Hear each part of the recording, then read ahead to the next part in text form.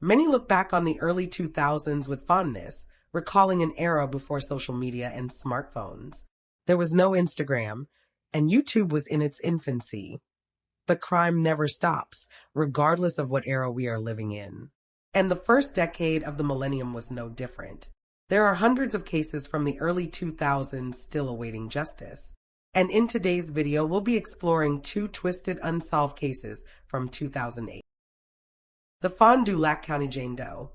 On November 23, 2008, a group of hunters out in Ashford in Fond du Lac County, Wisconsin found the partially submerged body of a young woman in a creek near an abandoned farm.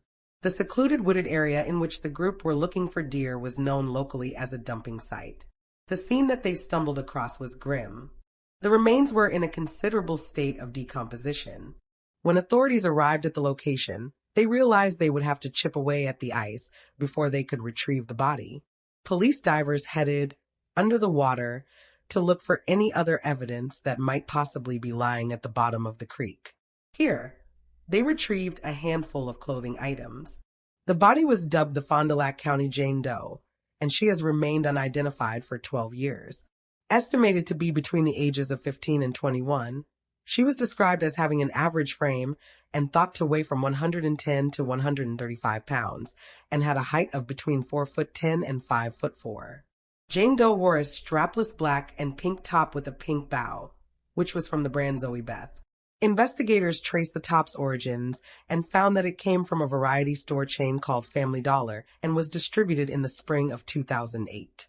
The victim's underwear, which included a pink bra, was also from Family Dollar and had been shipped between July 1st and July 15th of that same year. Her blue jeans, which had the bottom of the legs rolled up, were from the brand Angels. Jane Doe had no socks or shoes, but did have a hair elastic on her wrist. There are some reports that a bracelet with several pendants was found on the body, but this is not stated in every article. It is, however, included on Jane Doe's page on the Doe Network website. While a St. Benedict's medal, roughly the size of a penny, was found at the bottom of the creek, it is unknown if this belongs to the victim or not, as investigators could not determine how long it had been in the water. Due to the state of decomposition, Jane Doe's eye color could not be determined. Her hair was light brown in color and between 12 and 14 inches long. It is undetermined exactly what race she was. The victim is thought to be either white or Hispanic, but it cannot be ruled out that she may have been Native American or Asian. She was also possibly multiracial. Other distinct physical traits that Jane Doe had included an overbite, which was not extreme, but may have been noticeable. She had some fillings and no current cavities, and dental sealants were found on her upper molars. She also had a healed rib fracture and was knock-kneed or pigeon-toed, which was possibly visible when she walked as her feet were slanted inwards. Jane Doe also had the condition spina bifida racculta, but was likely asymptomatic. Spina bifida racculta is a condition in which a baby's spine does not fully form during pregnancy and is born with a small gap in the bones of the spine. However, it does not often cause any health problems.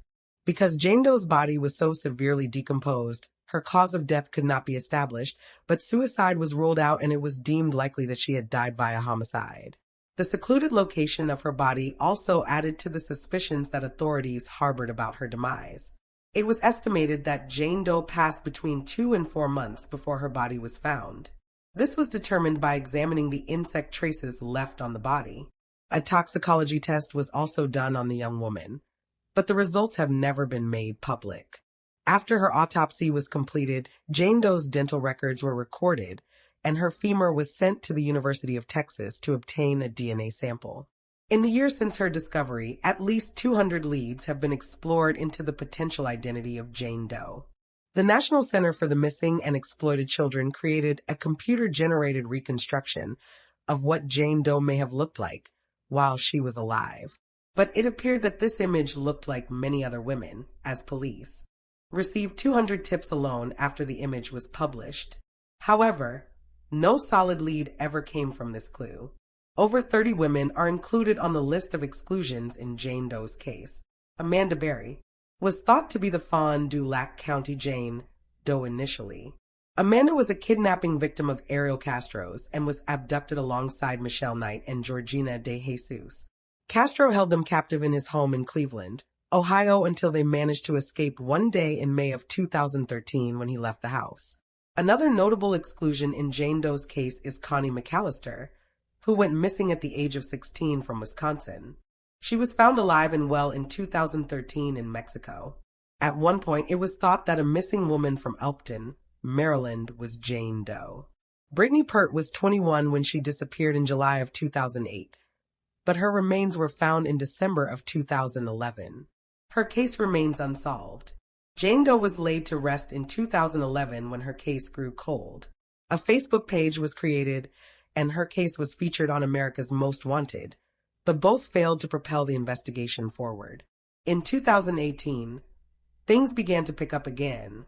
However, authorities decided to perform isotope testing on Jane Doe, which revealed that she likely spent most of her life in the southwestern United States, areas such as Arizona and New Mexico. The results also indicated that she had lived in the Midwest for about a year before her death. She may have resided in Wisconsin, northern Iowa, or southern Minnesota. At some point during the investigation, law enforcement attempted to connect the young woman's case to the West Mesa murders, in which 11 women were found buried in the desert of West Mesa in Albuquerque in 2009. But this possibility was ultimately ruled out. Without Jane Doe's true name, it is difficult to speculate about what happened to her, as the possibilities seem endless. Online sleuths have hypothesized that she was from the Dutch community in the Fond du Lac area, or that she had been sent to live with her extended family over the summer because she was a troubled teen. Others have theorized that she was a runaway or was involved with drugs. However, we have no concrete evidence to point us in the direction of any of these theories. One Reddit user proposed that Jane Doe was a missing 23-year-old from Jefferson County, Colorado. Brandy Jo Mallinson went missing on Boxing Day of 2006. She was 5 foot, weighed 115 pounds, and had light brown hair. This potential match was forwarded to the appropriate authorities earlier this year, but there have been no updates since. Jane Doe's case does appear to be open and active, but tragically, she has spent over a decade without her real name and without justice. If you have any information about Jane Doe's true identity or her killer, you can phone the Fond du Lac tip line at 920-906-4777. The Lane Bryant shooting. The morning of February 2nd, 2008 in Chicago, Illinois was a cold, quiet one for the employees and customers of a clothing outlet named Lane Bryant, located in Brookside Marketplace in Tinley Park. An unnamed part-time employee who was 33 years old at the time, and who was often referred to as Martha by mainstream media, was meant to open up alone. But the store manager, 42-year-old Rhoda McFarland, had decided to come in and help her out on her day off. Family and friends of Rhoda would soon wish that she hadn't. It wasn't long before a supposed delivery man turned up at the store. He was an African-American man wearing a black jacket and a charcoal gray knit cap, and appeared to chat happily with the staff and customers for some time before the situation devolved. Suddenly, the man pulled out a gun and announced that he intended on robbing the store. He forced 4 customers and the 2 employees into the back of the store, where they were bound with duct tape and ordered to lie face down. He used lingerie from the store and pulled it over the head of each victim, so their vision was obscured. Thinking quickly, the store manager, Rhoda, managed to call 911. She whispered her location to an operator, who told her to stay on the line. The audio tape of the 911 call was later revealed by authorities, in which the gunman can be heard saying, "I'm losing it before the call ends." The call was received at 10:44 a.m. Although there was an officer nearby, in the mere minute it took him to reach the store, the gunman had fled and had left behind 5 deceased victims. After the 911 call, the perpetrator shot each of the women execution style. It was a quick death for 5 of the 6 victims. The 33-year-old part-time employee, Martha, managed to survive by turning her head at the last minute, so the bullets simply grazed her neck. She played dead until the police arrived. Rhoda, who had recently become engaged, was dead. 4 customers also lost their lives that day. Jennifer Bishop, Carrie Trusso, Sarah Safransky, and Connie Wolfo. Much of the subsequent investigation into the massacre relied heavily on the account of Martha, the only surviving victim. According to her description, the perpetrator was an African-American man standing between 5'9" and 6 foot tall. He was of a husky build with broad shoulders and was thought to be between 200 and 230 pounds. His face was clean-shaven, and he looked to be between 25 and 35 years of age. As well as his black coat and gray cap, the perpetrator wore black jeans with rhinestone detailing on the back pocket, which was in the shape of a cursive G. His hair was thick in puffy cornrows with a receding hairline. He had one braid which hung in front of his right ear at cheek level, and it had 4 green beads at the end of it. Despite this detailed description, plus the publishing of several composite sketches, including an updated one released in 2018, the gunman remains unidentified. When investigators arrived on the scene, the shopping center was shut down and locked up while it was searched for any sign of the killer. However, it was reopened when it was determined that the perpetrator had left the immediate area. $200 had been taken from the tills in the store, and some reports even claim that jewelry was taken from the victims. This has led authorities to believe that the incident was a robbery gone horribly wrong. It is not believed by law enforcement that any of the women knew their killer. On the same day of the massacre, law enforcement found a black man with braided hair sitting in his car in the parking lot of Target. He was apprehended and detained for over an hour before being cleared of any involvement. The man was waiting on his girlfriend to finish shopping. The couple had arrived after. According to some reports, the perpetrator had left a coffee cup behind, which was used to collect DNA. There was also blood beneath the fingernails of one victim who had attempted to fight him off. The weapon, a .40 caliber Glock pistol, has never been recovered in the years since the massacre occurred, and there was no CCTV in store to help law enforcement with their investigation. The only other clue found was through CCTV cameras from the Target car park. A dark sedan and an SUV-type vehicle arrived at 10:39 a.m. and 10:40 a.m. and left one after another at 10:45 a.m., just 1 minute after Rotor's call to 911. The drivers have never been identified, and it's unknown if they have any connection to the Lane Bryant massacre. In the aftermath of the crime, a $100,000 reward was offered for information leading to an arrest. Half of this was donated by Lane Bryant's parent company.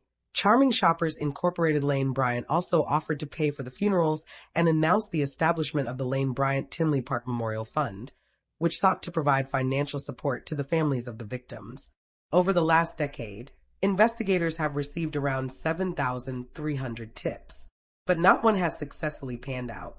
In 2019 alone, they received 58 tips, a lot for a 12-year-old case, according to authorities. Detective Ray Violetto, who is currently working the case, said, "We're missing one piece to put the whole total together." The Tinley Park Police Department has had no shortage in assistance in the investigation, including help from NASA, the FBI, the Illinois State Police, and the South Suburban Major Crimes Task Force. But all of this has failed to help catch the culprit. In recent years, experts have created a profile of the perpetrator. He's believed to be someone who has spent time in jail before and vowed never to go back. Hence why he attempted to kill all 6 witnesses. He believes himself to be someone who has been mistreated by society and who has taken the wrong lessons from his time behind bars. The fear of being identified is what prompted him to kill. Online sleuths have theorized that the killer may be a woman or possibly a trans person, going by the initial composite image of the culprit, where some believe the facial features are more feminine. Others have hypothesized that one of the victims was specifically targeted.